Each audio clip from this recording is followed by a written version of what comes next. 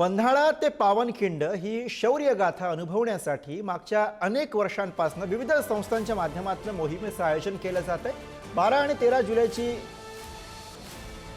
सुरुवात झालेली आहे। दिवसेंदिवस मोठ्या प्रमाणामध्ये प्रतिसाद मिळत असल्यामुळे छत्रपती शिवरायांचा इतिहास जपणारी पन्हाळा पावनखिंड ही जणू एक वारीच बनलेली आणि याचाच आढावा घेतला आमचे प्रतिनिधी शेखर पाटील यांनी। बघूया।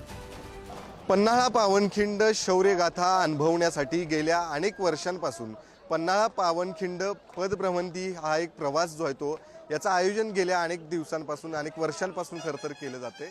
खरं तर ज्या पद्धतीनं पंढरपूरमध्ये विठ्ठलाची वारी करण्यासाठी अनेक जण जात असतात, तशाच पद्धतीनं जी शौर्यगाथा 12 आणि 13 जुलै रोजी पूर्वी घडली होती, तीच शौर्यगाथा प्रत्यक्ष अनुभवण्यासाठी अनेक संस्थांच्या माध्यमातून या पदभ्रमंतीचं आयोजन केलं जातं आणि आजपासून याचा शुभारंभ झालेला आहे। तर त्याला एक मोठं रूप प्राप्त झालेलं आहे। जो प्रत्यक्ष रणसंग्राम त्या ठिकाणी घडला होता, ती वाट पाहण्यासाठी, ती अनुभवण्यासाठी अनेक जण येताना पाहायला मिळतात। शिवकाळात 12 व 13 जुलै 1660 रोजी एक रणकंदन घडलं। पन्हाळा ते विशाळगड मार्गावर शिवाजी महाराज आणि स्वराज्याच्या रक्षणासाठी शेकडो मावळ्यांनी आपलं प्राणार्पण केलं। त्या इतिहासाचा मागोवा घेण्यासाठी ही मोहीम आयोजित केली जाते।